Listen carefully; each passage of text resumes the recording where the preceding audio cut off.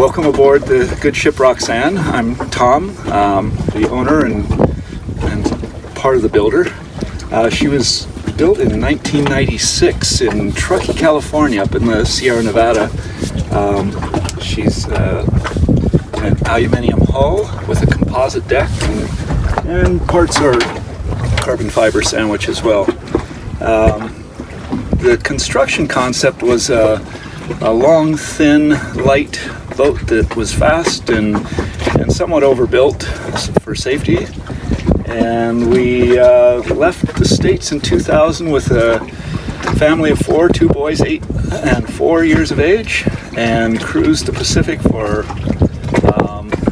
9 years, doing circles in north and south, raised the boys aboard, and she was wonderful. She was kept us safe the entire way, as well as had a great time.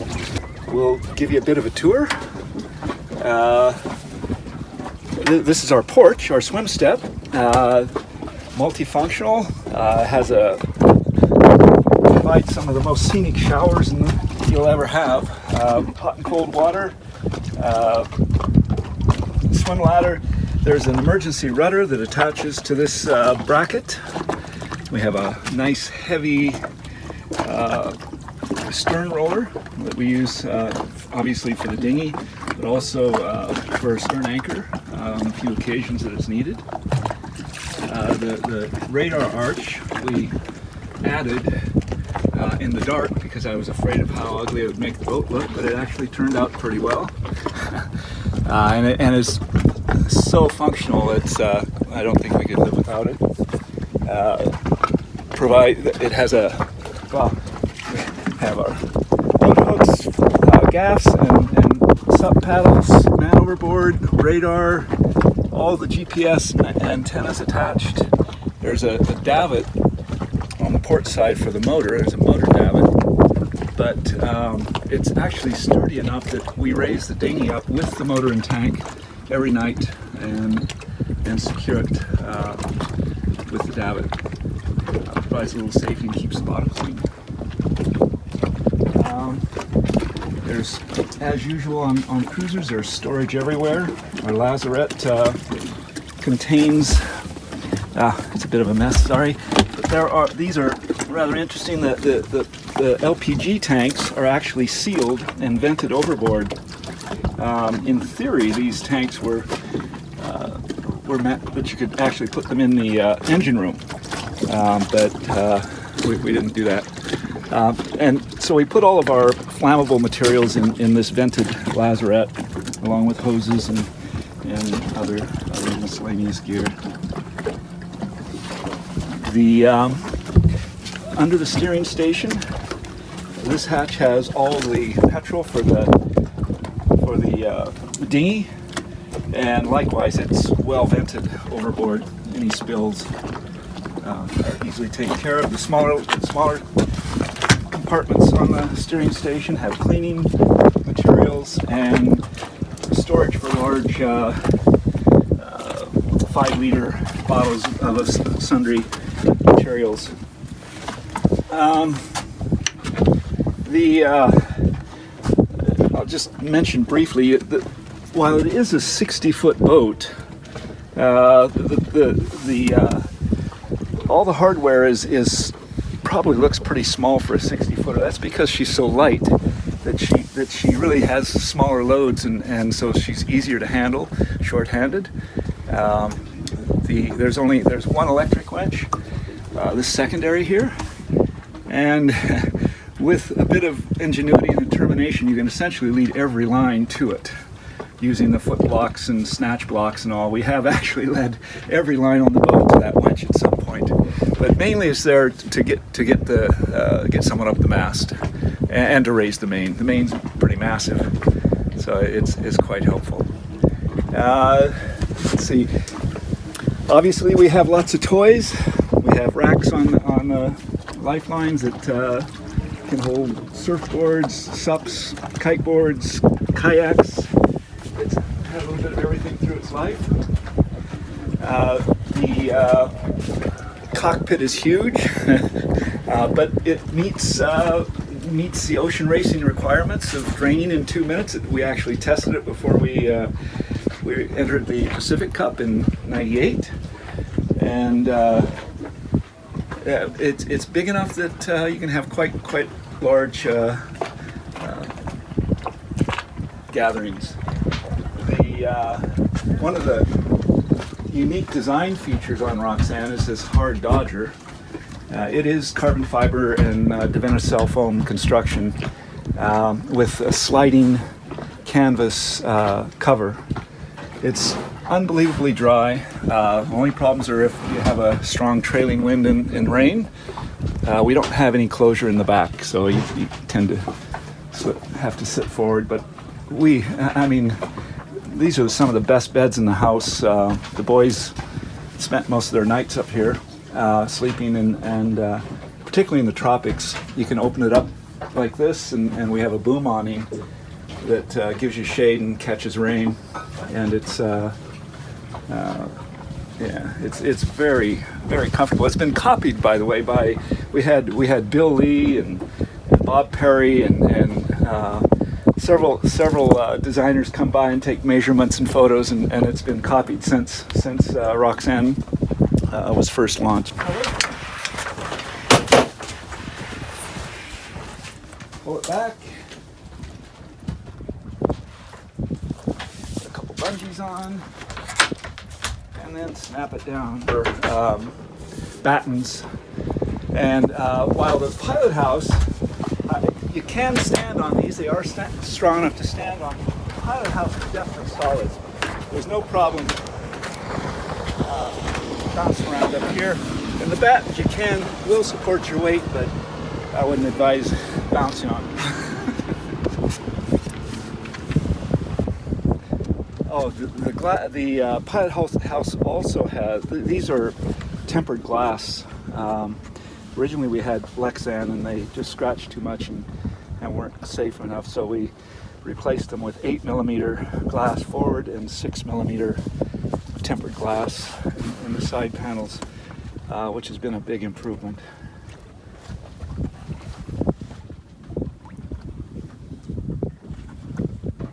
The steering station has a really solid binnacle. It's a chain quadrant drive. It's not hydraulic, with a Whitlock wheel that unlocks, and you can actually remove it quite easily. The autopilot, that is a hydraulic system. So this is the on-off switch for the hydraulic drive, and then the control is right over here, the electronic control. The autopilot's actually redundant. We have two brains controlling a large WH hydraulic motor drive. The thinking was that you could switch over from one to the other, and it has come in handy. It has worked quite well, but it's been so reliable that we really hadn't had to do that much. It was mainly an experiment, but anyway, both systems do work. She just has such a light feel under sail. There's actually there's a line that you can pull and pull the hydraulic ram off the quadrant. If you really want one finger steering, you can make it. She just feels so good. Surf's like a dream.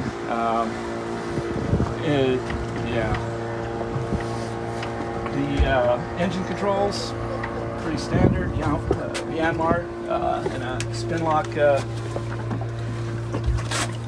throttle. There is a manual bilge pump. So I should mention, the boat is built in 3 compartments. There's 3 watertight compartments. The engine room is 18 feet of watertight area. The living area is in the center, and then we have 11 feet of forepeak that's watertight as well. Each has a manual pump, and I think we have 5 total 5 electric bilge pumps as well.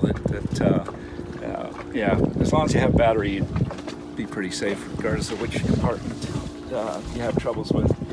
Never had to find out though yet.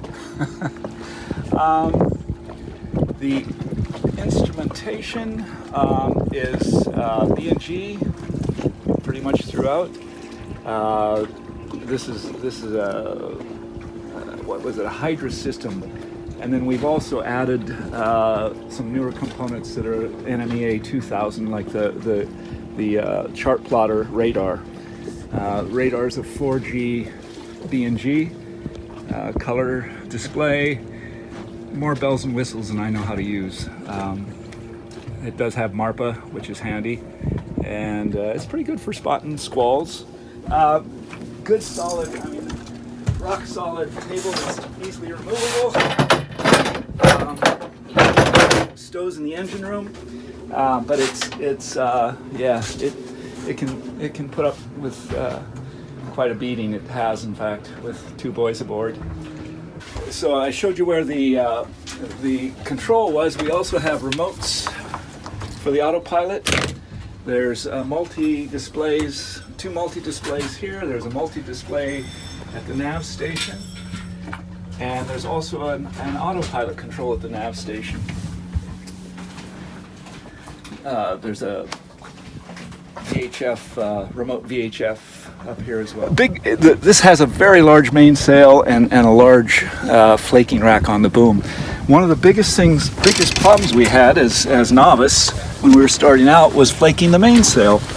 And that was before we had the flaking racks. And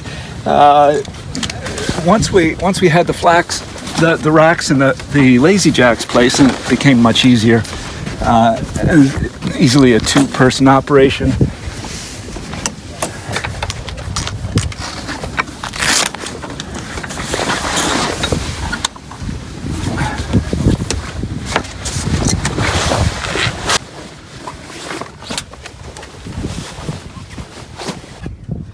So I guess a bit about the rig. She's an alloy mast, 3 spreaders, rod rigging, which has been replaced, I'm not sure how many years ago, 4 years ago maybe? It's in the specs. 3 slab reefs. The first 2 reefs can easily be handled from the cockpit. One person can do it. It's easier with 2, but 1 can do it. The 3rd reef, you're going to have to come forward to the mast to attach the tack. But if it's blown enough that you need a 3rd reef, you're probably going to be forward anyway for making other adjustments. She's easily, it has runners, but the runners are a bit of belt and suspenders. The rig's actually strong enough that it's not runner dependent at all. Mainly we use the runners to stabilize the mast and keep it from pumping when we have a reef or 2 in the main. She does, she goes pretty well, and you really, particularly if you're on the wind at all, you're going to be reefing quite early. We reef usually around 14 knots, put the first reef in, and then anything above 20, put the second in. We have had the 3rd reef in and had the storm jib up, and that was a passage to Gambier from the Galapagos. It was pretty interesting.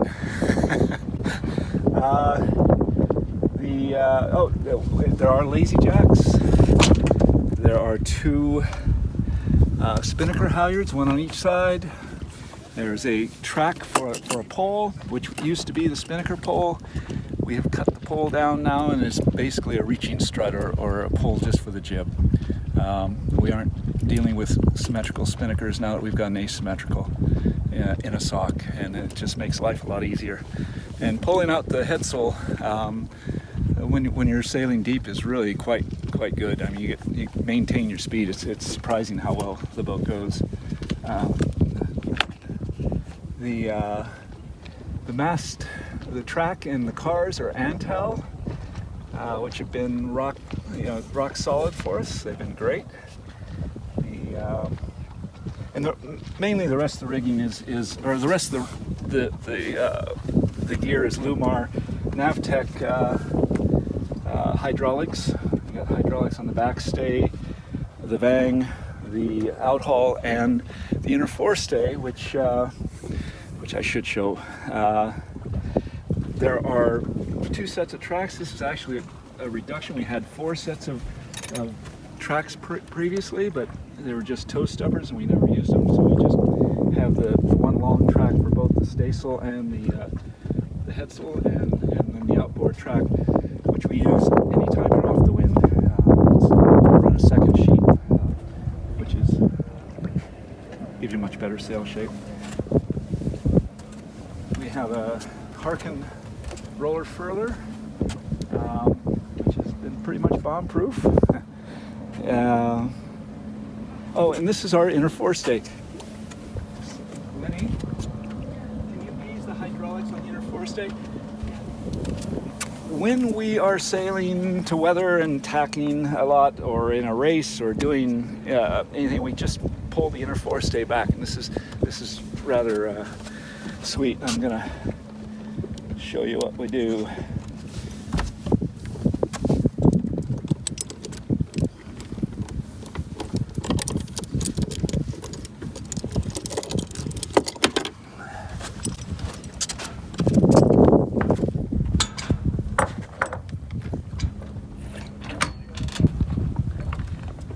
Out of the way, your foredeck's clear for tacks, and it works very well.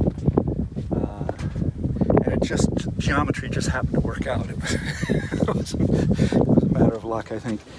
The windlass is probably one of the best in the world. It's not very polished right now. It's a lighthouse with it's cast stainless steel. And it's sealed, and there's really not much maintenance. The only maintenance is you have to replace this little seal once every 5 years or so. Then it's got, if for some reason the motor fails, which would be very surprising, you put ratchet or winch handle in the end. This is a kedging socket, and it's a 10,000 to 1 mechanical advantage. So like 4 revolutions gets 1 link. And in theory, if you're on the hard, you could take the anchor out and actually catch the boat off the obstacle. Absolutely one of the best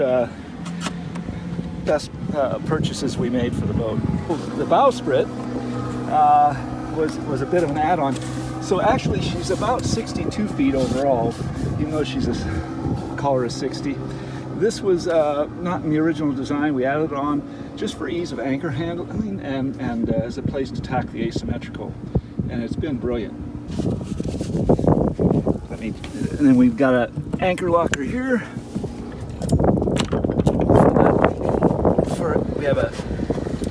That's the rode for the stern anchor. There's a spare Danforth anchor. We have a Fortress that we usually use it for the stern anchor, and then wash down bucket, brush, anchor shape, and cover for the windlass. All right. So as I said, the boat's built in 3 watertight compartments. This is the forwardmost. This is our forepeak. And the idea of the 3 watertights, besides being the safety feature, was to keep the weight out of the end of the boats. The boat just doesn't hobby horse, sails beautifully to weather. Really isn't an issue to sailing to weather, although cruisers aren't supposed to do that. The forepeak has ample room. There's plenty of room. All the fenders are forward, along with sailboard covers. This bag here is the asymmetrical spinnaker in the sock, and we can set it from here, and we douse it onto the deck, and then hand flake it into the bag. There's 2 dive tanks. There's storage for hoses, electrical cables, your shore cables. Our stand-up paddle boards live up here. Lots of rope. In the islands, it's rope for cow, but it's mooring lines and preventers and spare sheets and halyards.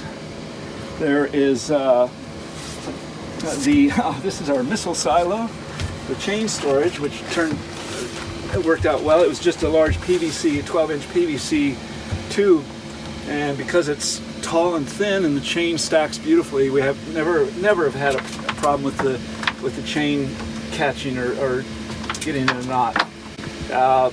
There's a drain at the bottom with attached to the bilge pump or the rover pump, and so you can wash this to keep the smell down, keep the rust off and all. Sometimes we dump a little vinegar in there to get any rust off.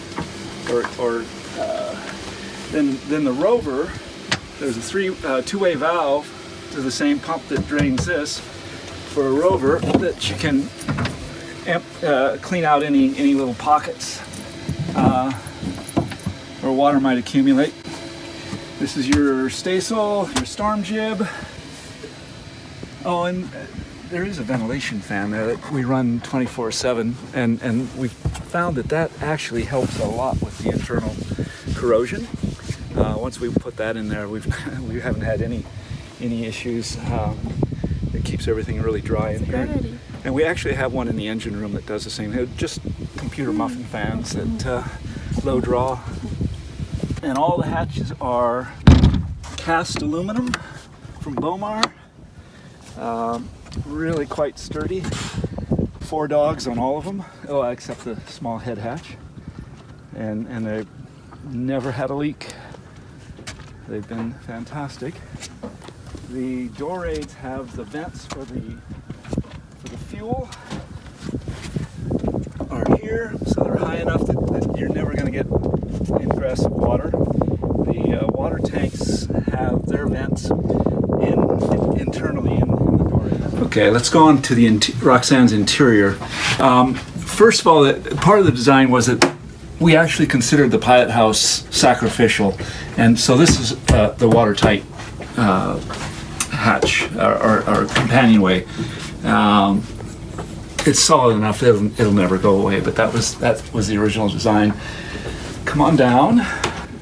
So it's a very open galley settee nav station arrangement with the hull side windows for light and lots of hatches for ventilation. And then we have 3 staterooms, one forward and one aft each side. Pretty standard, except the cabinetry is a little bit higher than normal. We built it to our size so that you can brace against the counters easily underway. The sink is midline, so you can leave the drain open underway. It never takes in, it never gets water coming up the drain. We have what's Perspex bins for fresh fruit. The tambour closures for storage. We have food and plates and pots and pans. All the cabinets lock. The rubbish bin locks as well. There are these are the controls for the fridge freezer. The fridge freezers are pretty massive. Insulation throughout is full, whatever that thickness is, 4 inches through the walls and all. There's a sliding stainless drawer here. We're pretty stuffed now. And these are the holding plates I was talking about. They are absolutely very efficient and hold beautifully. And the freezer, we have a blanket just to keep things and a map of where we have all this stuff stowed. Pretty standard microwave.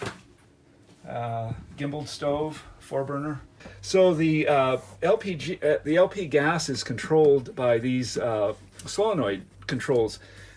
This one is for the stove and the oven, and it monitors the levels.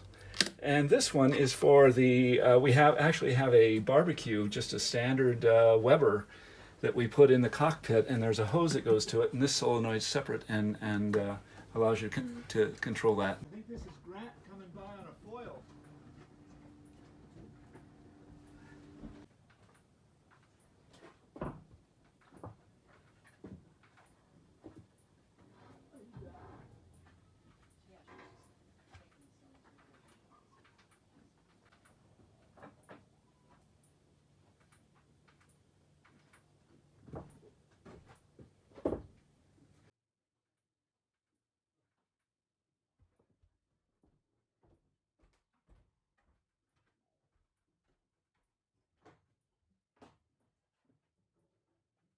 electrical system. It actually has 3 different voltages, and the reason for that, we originally wanted 24 volt just because of the savings in weight of the wire, according to the designer, was significant. Supposedly more reliable, 24 volt, some 24 volt items. But at the time we built her, there were certain items that you couldn't get in 24 volts, and yet, so we had to have the 12 volt system as well. So we do have 12 volt and 24 volt, and then the house voltage, the AC is 110. It's from US 50 or 60 cycle, 60 hertz. What we have for, like in countries with 220, is a simple battery charger that goes from 220 and charges the 24 volt house bank. And then you run the and then we run the inverter off. Yeah, that's what most people do. Yeah. It actually, there's an advantage to it in because it's a simple battery charger. It doesn't require a warrant of fitness when you go into a new marina. At our nav station. So we do navigation here. This is a primary and then a secondary seat. When our kids were bored, they often did school here. So one of the ways we navigate is via this computer with OpenCPN, and the VHF plugs into it and shows us where we are in the world. And boats around us with AIS will also be shown. You can see here is a boat. If you zoom into that, you can see the name as Kindred Spirit, and right. Yes, that's a nearby boat. So everything is centralized on that screen? Everything is centralized on that screen, or you can zoom out, and you'll do that as you move from country to country. That comes with the boat? That comes with the boat. Okay, great. So yeah, that's what people will use for. This is our single sideband back here, combination sideband ham. We can also receive sail mail on it, and short texts, and we sometimes download weather at sea. Here's a sat phone, all comes with the boat, and we also get weather on that, but it has been in the past that it's not, the satellites are not in position, so it's never failed that we've been able to download weather on our sideband. So the electronics, BNG, is Tom going over this? Oh, this is our energy monitor. So everything that's outputting on the boat, we can see how much it's using, any toaster, blender, etc., etc. Tom, we can also see how the batteries are performing charge-wise, where we're at, whether we need to charge or whether we don't need to charge. High water alarm here.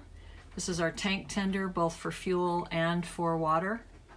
And the chain plates, Roxanne's a very strong, very protective, overbuilt boat for safety reasons.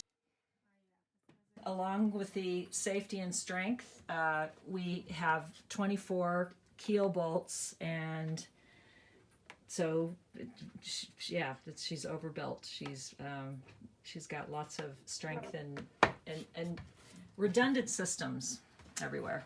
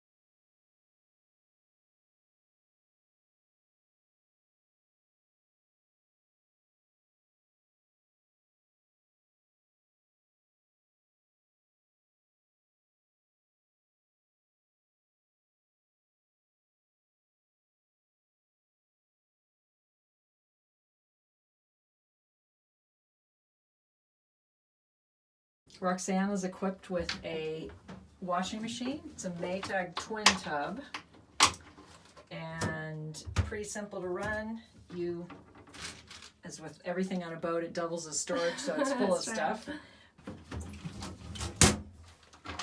And then it folds away. And then, yeah, so. Roxanne has 2 outboard water tanks that are 100 gallons or 400 liters each.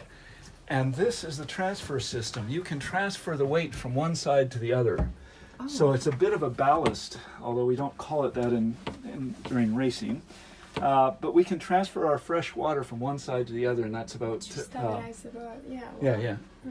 It takes about 15 minutes, so it isn't very helpful in buoy racing, but Yeah. for long passages, it's quite helpful. You can do the same with the fuel, which is in bilge tanks under the floor, and it is transferable as well. Okay.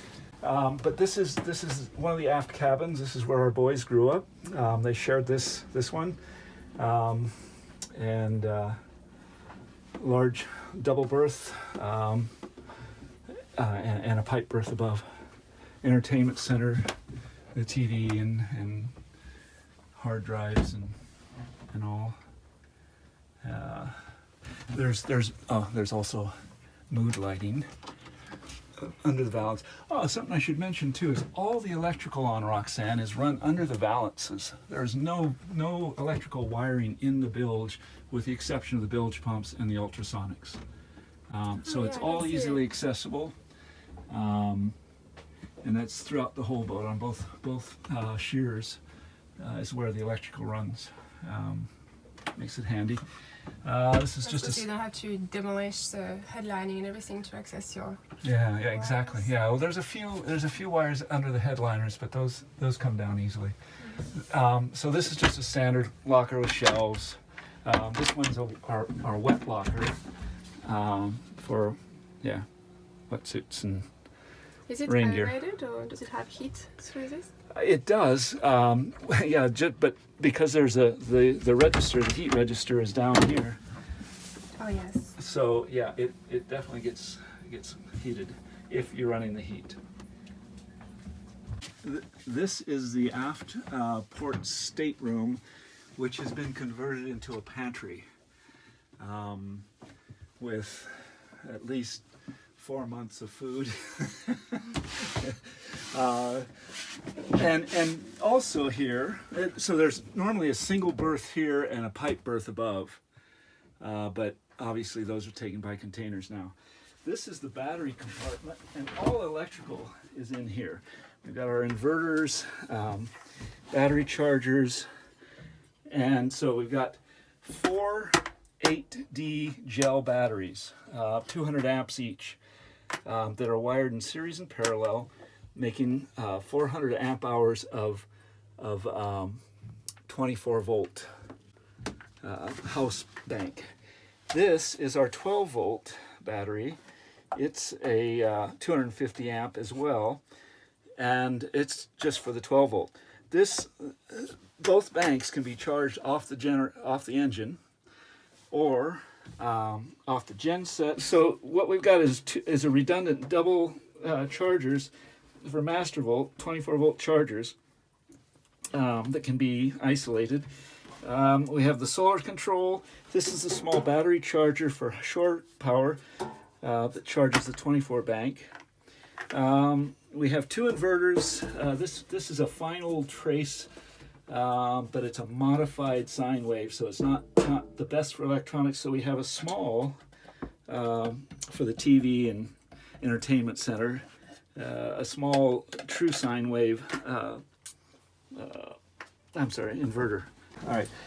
So every through hole on the boat, every one, is hard plumbed with alloy pipe above waterline. So you can actually take these valves off, and there won't be ingress of water. And that's true. The sinks, the head, every one, with the exception of the stern tube. This, by the way, is an ultrasonic clean-a-hole. We installed it 2 years ago, and it seems to be working quite well in keeping the hard growth off.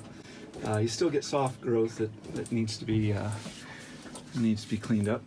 It's a 75 horse Yanmar. I know it's white, but that was when we did a refit 5 years, 6 years ago. I painted it white because I was tired of trying to.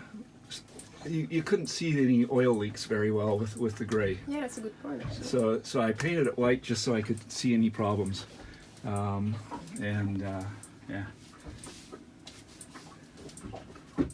We have a Northern Lights gen set. This is actually fairly new. It's only a few years old. I can't read that. 26.25 was the hours that on the old one, and now we're at 34. So this has 800 hours on it, approximately. My math is. Hot water heater, which has 3 possible ways of heating. There's an electric element, 110 electric element. There's engine heat off with the heat exchanger, and then we have this unit up here, which is a ProHeat hydronic diesel-powered or diesel-fueled heater. But by flipping 2 valves, the water goes into there's heat registers in 2 of the cabins. There's a heated towel rack in the head, and then there's a fan with a register and a blower in the main cabin, so it heats the boat beautifully. So there's really good diesel heat on board, and necessary in New Zealand. The water maker is right behind you there, Hannah. It's this large motor. It currently is wired to 110. It's a 110 240 engine, large electric motor. You have to run the gen set, and then there's 3 cylinders. We make 240 liters an hour. We like making lots of water to keep the boat clean. We wash it down frequently, and the control panel's up there. It's an open ocean. Very simple system. Everything is off-the-shelf components. You can get replacement parts, although we've never really had issues. Pilot ram, the hydraulic pump, and then an empty stern except for the kiting gear. And this is, here's our rudder. There's our emergency tiller. And the emergency rudder is, right up there. Well, I hope you enjoyed the presentation of this absolutely stunning yacht. For more information, please call us +61 420 882 296 or email us at info@nautilusyachtmanagement.com. You can also visit our website www.nautilusyachtmanagement.com. Thanks for watching.